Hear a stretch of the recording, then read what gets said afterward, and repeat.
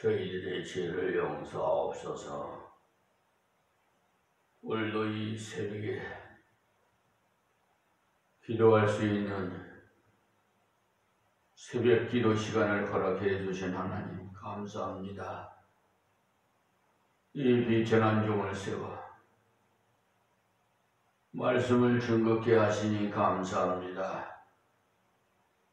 우리 사랑하는 성도들과 이 유튜브 방송을 시청하시는 세계 만민에게도 아버지여 저들에게 함께해 주시옵시고 복을 내려 주시기를 원합니다.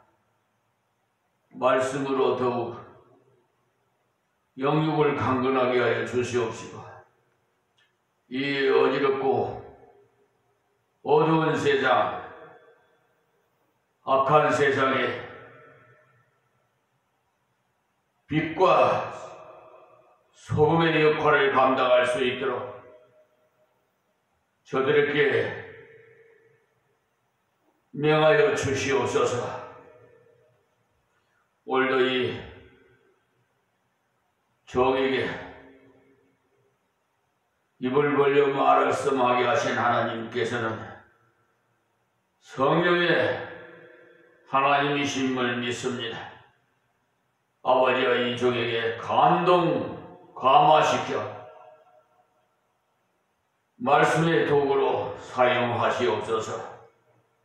예수님 이름으로 기도합니다. 아멘. 살롬으로 인사를 드립니다. 오늘부터는 고난주간입니다. 2000여 년 전에 이 땅에 오신 예수님, 우리의 죄를 대속하시기 위해서 마리아의 태를 빌려 이 땅에 오셔서 3년 동안 공생의 길을 걸으시면서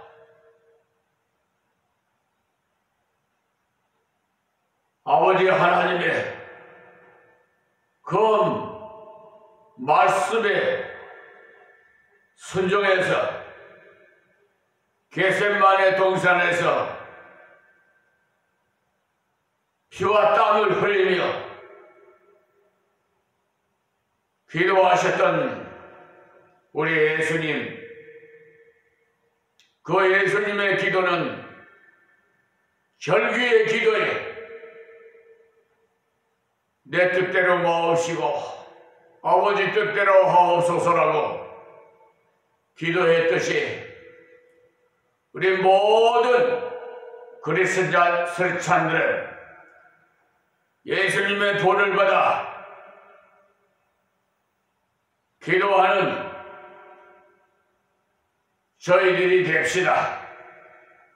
할렐루야.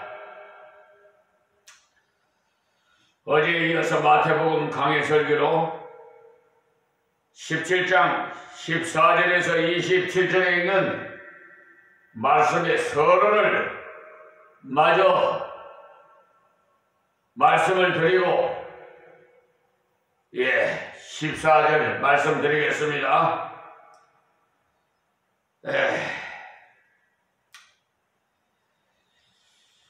사도의 사명을 수행하기 위해서 십자가를 지도록 하신 하나님의 뜻을 방해하고 있는 베드로에게 사탄아 내 뒤로 물러가라. 너는 나를 넘어지게 하는 자로다. 네가 하나님의 일을 생각지 아니하고 도리어 사람의 일을 생각하는도다 라고 하나님의 뜻에 대한 베드로의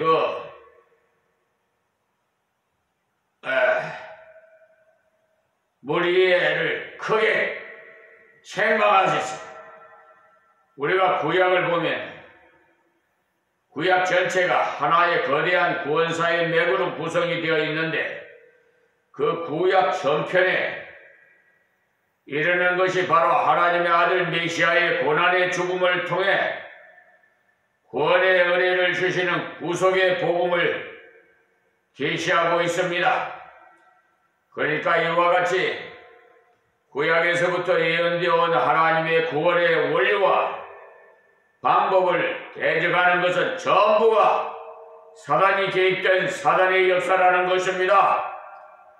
그래서 사단은 계속해서 사람들로 하여금 꽃방석에 앉아서 고난 없는 무사한 일한 예수를 믿도록 부추기고 있고, 특히 황금만능의 세속주의가 이것을 더욱 부채질하고 있어요. 지금도 강단에서 설교할 때 무엇을 많이 가르쳐야 사람들이 인기를 독점할 수 있는고 하면, 예수 믿고 복받아서 꽃방석에 앉아서 천당 가는 인생에서 번영하는 신앙만을 말해주면은 그것으로 그 사람은 인기의 대세를 결정짓게 되는 것입니다.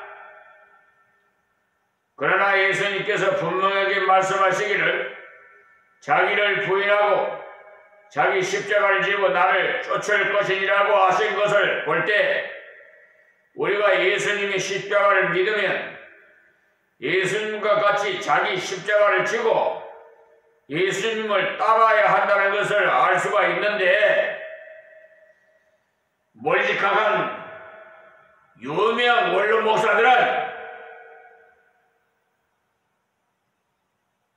자기를 부인하지 않고 자기에게 주신 십자가를 지지고 주고 예수님을 따라야 되는데 오히려 앞질러 가려고 그러고 자기 임의대로 자기가 하나님이야.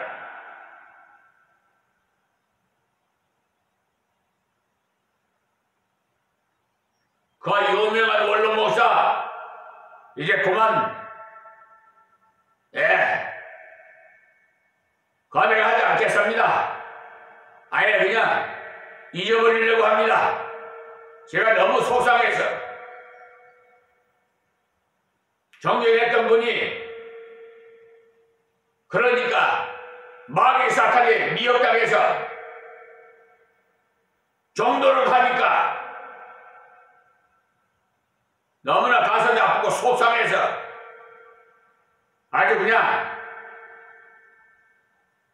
지워버리고 싶습니다. 이름은 아니 그냥 생각도 하기도 싫어요. 그리고 WCC 배도 집단에 가입된 한국 교단들 소속의 교회들은 신앙생활을 성경적인 교단 소속으로 옮겨서 신앙생활을 하세요. 권고 드립니다. 그거는 자유입니다. 나중 주님 재림하셔서 마지막 심판 때 심판하실 때 불법을 행한 자에 나 너 모른다 하면 그때서 후회하지 마시고 그때는 소용없어요. 누가복음 16장 그 거지와 나사로 또한 그 부자의 대사 한번 읽어보세요. 한번 가면은 다시는 돌아올 수 없어요. 그게 명심하십시오. 하기는 지은 그런 혈연 이런 걸 따라가려는 그런 배도 집단에 이끌려갈 수밖에 없어요. 그 집단은 다른 종교도 구원이 있다고 하고 동성연애를 찬성하는 교단이에요. WCC 그 배도 집단에 가입한 그 교단들 말이에요. 그에 소속된 교회도 마찬가지예요.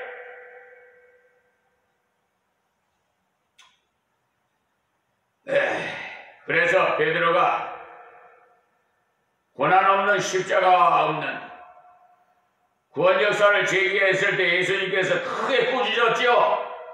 이것을 보면 예수님께서 내가 이 반석 위에 내 교회를 세우리니라고 하신 말씀에 천주교의 주장처럼 베드로 자신 위에 교회를 세운다는 것이 아니라는 것을 알 수가 있어요. 우리 교회 앞에 천주교가 있는데 어제도 주일날 아주 그냥 호화스럽게 사체를 하고 아주 그냥 꾸미고 갔다가 오더라고요. 다들 참 제 마음속으로 마음이 아팠어요. 안타까워. 저렇게 잘못된 진리를 전하는데도 좋다고 나 위에는 다른 형상 만들어서 우상 섬기지 말라고 했는데도 신부가 죄를 사해 준다고요? 고해성사라. 예수님이 죄를 사해 주지 신부가 고해성사하면 죄를 사함 받아요? 연옥설이 있어요? 돈을 많이, 하여튼 돈만 많이 줘야. 그러니까 여러분, 하나님이 돈을 요구하시는 건 줄 압니까? 우리의 영혼을 원하세요.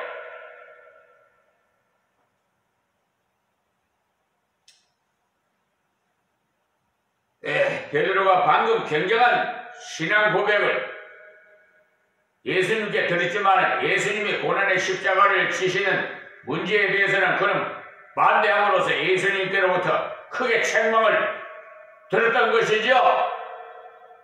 사단아, 내 뒤로 물러가라. 너는 나를 넘어지게 하는 자로다. 내가 하나님의 일을 생각지 아니하고 도리어 사람의 일을 생각하는 너다라고 크게 책망을 받았어요. 이런 자들이 얼마나 많은지 몰라. 시들어해요. 세계 인구 80억이 넘어요.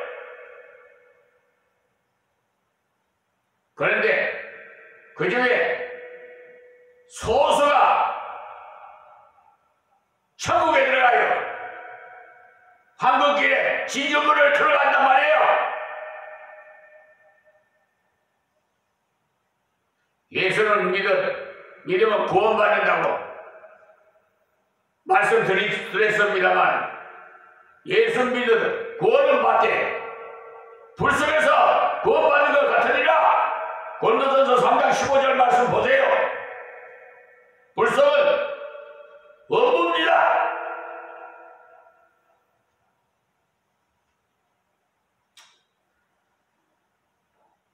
조금 전에 천국 열쇠를 가졌던 베드로가 다시 사단으로 변질했으니까 예수님께서 베드로가 아닌 사단 위에다 교회를 세우는 그런 모습이 나오게 되는 거예요.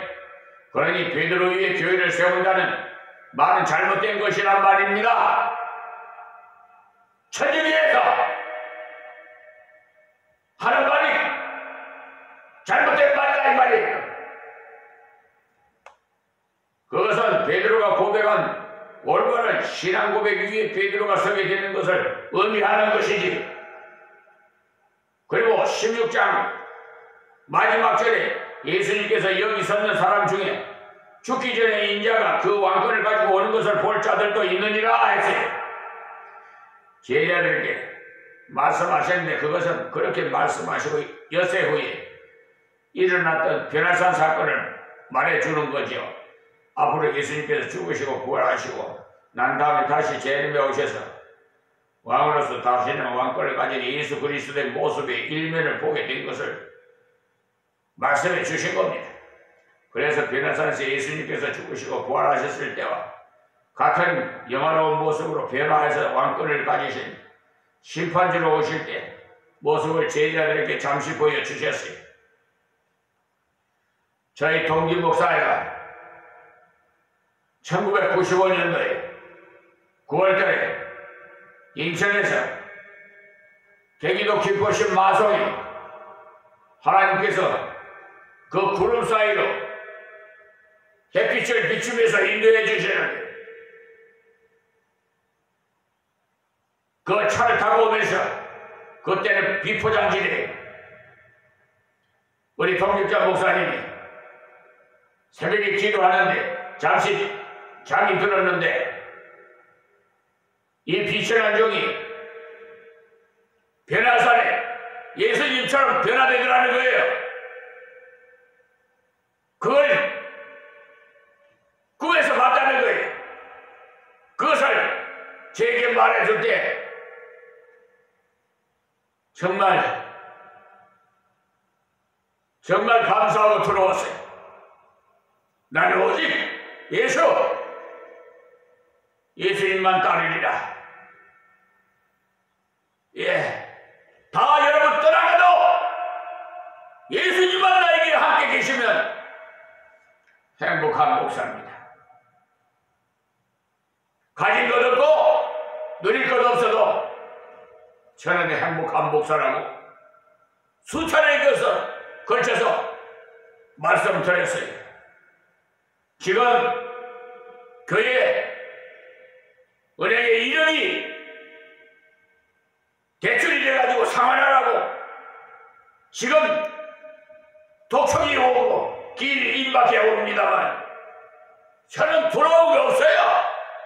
주신 분도 여호와시고 거두가신 분도 여호와시니까 아버지 뜻대로 하옵소서. 내 뜻대로 하옵시고 아버지 뜻대로 하옵소서. 그래서 모르겠어요. 이 교회가 세속적으로 그냥 무너질지 모르겠습니다. 나는 그냥 아버지가 알아서 하시. 경매장에 나가면은 다 그렇게 되는 거 아니겠어요? 은행 돈 갚으라는 날 갚지 않으면 당장 그냥 경매장에 볼에 붙여버릴 거 아니에요. 그럼 일반인들이 경매해가지고 다른 거 여기는 도시지역이라서 강화에 도시지역이라서 땅값이 다른 지역보다 좀 높아요. 초등학교가 바로 앞에 있고 이 생활하는데 모든 것이 갖춰져 있어요. 우체국이니 파출소니 은행이니 마트니 버스 정류장 터미널이니 하여튼 생활하기에 그리고 특별히 또 유일하게 민속장인 그 5일장 전통시장 5일장도 써요. 그런 것을 하나님께서 이렇게 올 때 저 김포서 개척할 이렇게 보내주셨는데 운양동에서 일을 보내 15개월 광야 예배 드린 다음에 1,000만 원 은행에 넣어놓고 광야 예배 15개월 드린 후에 하나님께서 이렇게 1,000만 원 가지고 이게 교회 135평에 교회 짓고 사택 짓고 어떻게 지어요? 상상도 못하게 지적이 하나님.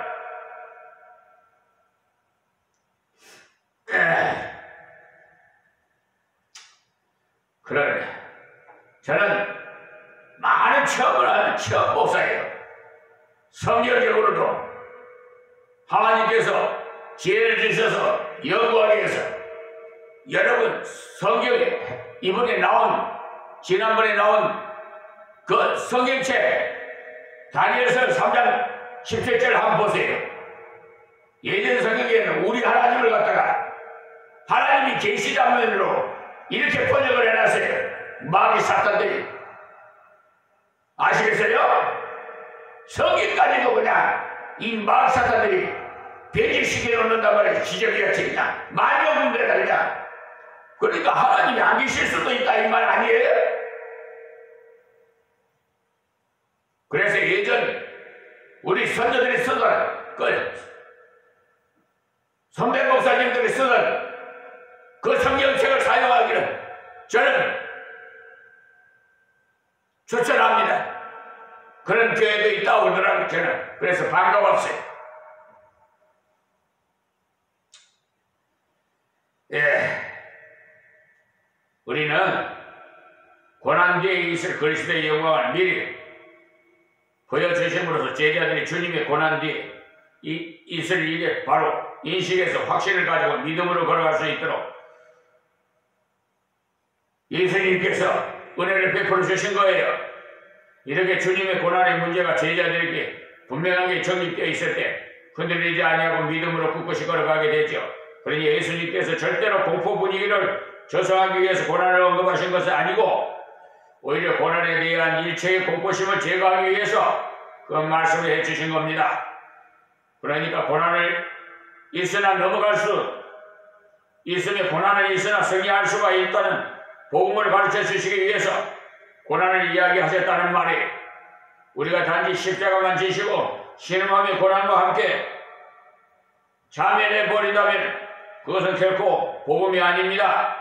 우리가 고난의 십자가를 지고 가지만은 예수님께서 말씀하신 대로 이는 내 멍에는 쉽고 내 짐은 가벼웁니다.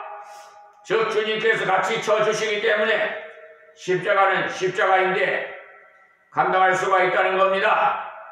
그렇기 때문에 감당하지 못하는 건 우리에게 맡기지 않아요. 때문에 그것이 복음이고 기쁜 소식이지 그렇지 않으면 그것은 우리에게 아주 슬픈 소식이 되는 것입니다. 그러니까 예수님께서 이 변화산에서 자신의 부활의 권능을 제자들에게 미리 보내주신 것은 예수님이 십자가 사건을 맞이할 때 충격을 받거나 절망에 빠지지 않고 오히려 그것을 통해서 고난 뒤에 있을 주님의 부활의 영광을 바라볼 수 있는 믿음을 일으키기 위해서 그들에게 변화된 모습을 보여주셨던 것입니다. 그러나 제자들이 그것을 제대로 깨닫지 못했기 때문에 염려하며 두려워하다가 나중에 부활의 예수님을 만나고 난 다음에 결정적으로 그들이 달라졌던 것입니다. 그리고 제자들이 산 위에서 그 황홀한 체험에만 만족함으로 거기에 안주하려 했을 때 예수님의 말씀을 듣는 것이 가장 중요한 것임을 깨우쳐 주시고는 산 아래로 내려가셔서 문제를 해결하시고 제자들을 깨닫게 해주셨어요. 그러니까 이 모든 사건의 교훈이 전부가 무엇을 보여주는가 하면 예수 그리스도만이 우리들을 죄 가운데서 온전히 건져주실 수가 있는 분이시고 그리고 우리들을 건져주신 후에도 끝까지 보호하시고 인도하실 수가 있는 분이심을 보여주시기 위해서 사건도 주시고 말씀도 주셨다 이 말씀입니다. 예수님께서 변화산에 올라가실 때 제자 중에 대표적인 세 제자를 데리고 산 위에서 기도하실 때 영모가 변화하셨던 것입니다. 이것은 예수님께서 십자가에 죽으시니 부활하시고 그리고 왕권을 가지고 재림하실 것에 대한 증거를 주시기 위함이에요. 그런데 예수님께서 변화되실 그때 율법의 대표인 모세와 선지자의 대표인 엘리야가 나타난 것은 율법과 선지자 곧 구약의 모든 것이 예수님의 십자가에 집중되어 있음을 말해주는 것입니다. 그래서 그때 예수님과 함께 모세와 엘리야가 나누었던 대화도 다른 게 아닌 예수님께서 예루살렘에서 별세하실 일에 관해서 이야기를 했던 것입니다. 그러니까 모세도 그것을 말하고 엘리야도 그것을 말했다는 것은 구약의 전체가 바로 예수님의 십자가를 향해 있는 것을 말해주는 것입니다. 구약에 나오는 모든 제사, 곧 양을 잡고 소를 잡아서 제사를 드리는 것이 예수 그리스도의 희생을 통한 대속의 진리를 가르쳐주는 겁니다. 바로 그 모든 것이 예수님의 십자가를 통해서 완성되는 것을 보면 좋다는 것입니다. 이때 제자들이 500년 전에 사람인 모세와 그리고 900년의 사람인 엘리야를 보는 순간에 바로 알 수가 있었다는 것은 하나님께서 주시는 옳은 체험을 그것이 아무리 신비로운 체험일지라도 바로 깨달아서 감당할 수가 있다는 겁니다. 그러므로 무슨 체험을 하고도 그것을 바로 인식하지 못하고 몽롱한 것은 하나님께서 주신 것이 아닌 세상이 호미케 하는 마귀 같은 것입니다. 하나님께서 주시는 성경적인 참 체험은 아무리 시무려워도 그것을 바로 깨달을 수가 있다는 거예요. 예수님께서 변모하실 때 나타난 모세와 엘리야 예수 그리스도를 증거하는 정의일 뿐 우리를 하나님께로 인도하는 중보자는 아닙니다. 오직 예수 그리스도의 한 분만이 우리를 하나님께로 인도하는 참 중보자이신 겁니다. 그래서 그때 구름이 지나가면서 모세와 엘리야의 모습은 흔적도 없이 싹 지워버리고 예수님만이 홀로 그들 앞에 서 계셨을 때 하늘로부터 너희는 저희 말을 들으라! 쉐마! 곧 예수의 말씀만 듣고 따르라! 말씀하셨다는 거예요. 이렇게 제자들의 말씀을 듣자 힘이 들어와미 엎드려졌을 때 예수님께서 말씀과 체험을 감당하지 못하고는 제자들에게 손을 갖다 대시면서 사랑의 음소로 권고를 해주셨어요.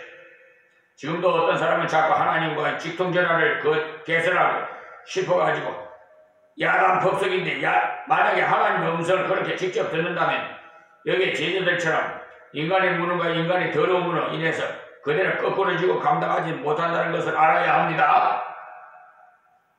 하나님께서 사람들에게 신앙과 생활의 표준으로 주신 기록된 성경 말씀을 제쳐놓고서 사탄에 의해서 쉽게 오용될 소지가 있는 직접 듣고 보려는 것을 요사이도 보면 완결된 기록된 성경이 무오성과 권위에 대한 절대적 확신이 없이 자꾸만 어디에 갔다가 보고 왔다는 사람의 말에 모미를 갖고 자기도 이상한 성경에도 없는 입신을 한번 해보겠다고 따라다니는 사람들은 종종 봐요. 그런데 속아서 따라다니면 안 돼요. 그 사람이 정말 입신을 했다면 그것은 틀림없이 믿음이 신통치 않기 때문에 그랬을 겁니다.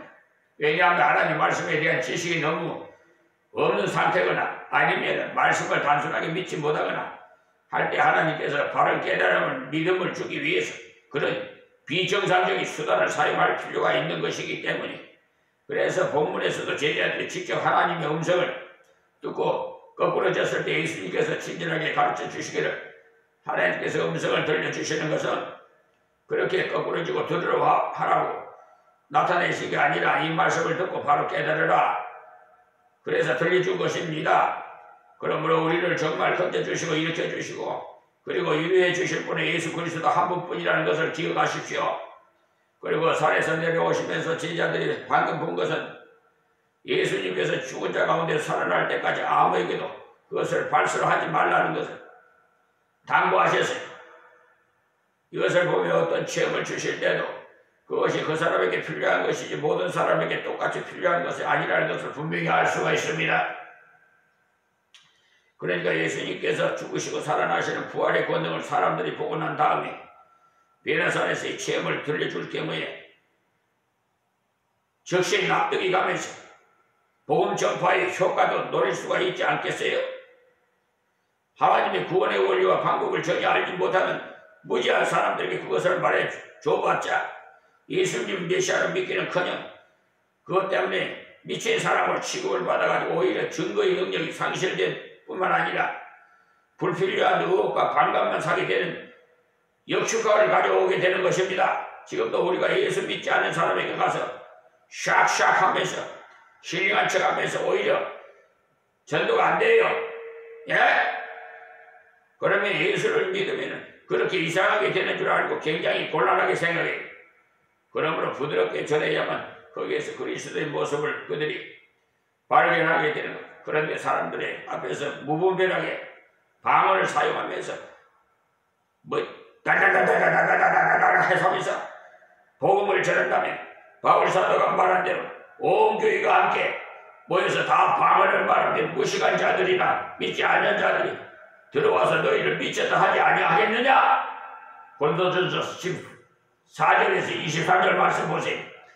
이렇게 된다는 말이에요. 그러니까 방언이라는 것은 원래 개인적인 체험에 국한적인 것이 있기 때문에 그것을 다른 사람들에게 공식적으로 사용하는 것이 아니에요.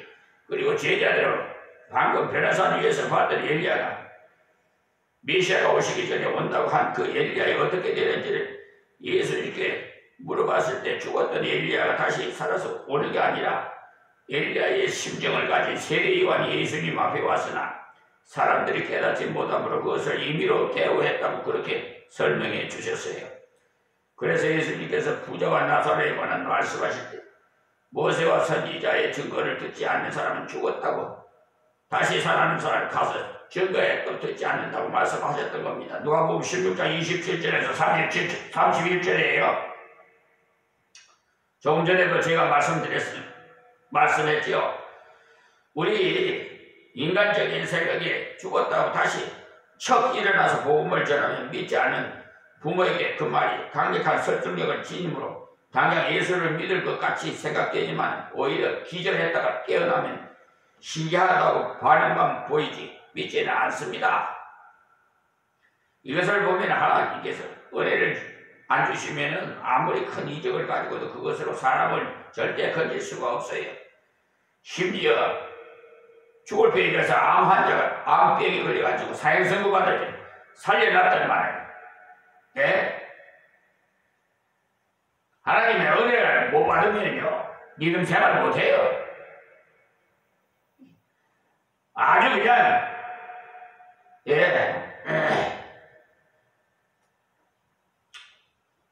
참 몰직한 백망득한 그런 자들이 대가서 있어요. 제가 그거 체험했어요. 의사가 주치의사가 퇴원하고 사형 선고받은 그런데 하나님께서 치료해 주셨는데 살려줬더만은 어디 한번 찾아와. 그것이 육신의 형제예요. 내 막내 동생이에요. 그런 백마득한 그런 이 말이야. 하나님의 은혜 아니고는 그렇게 못합니다. 그러므로 믿음은 하나님의 선물인 거죠. 그때 예수님께서 제자들의 질문에 대해서 성경이 말할 때 엘리야 성경이 말하는 엘리야는 세례 요한임을 교훈하시고 그 말라기 4장 5절에요. 하나님 말씀을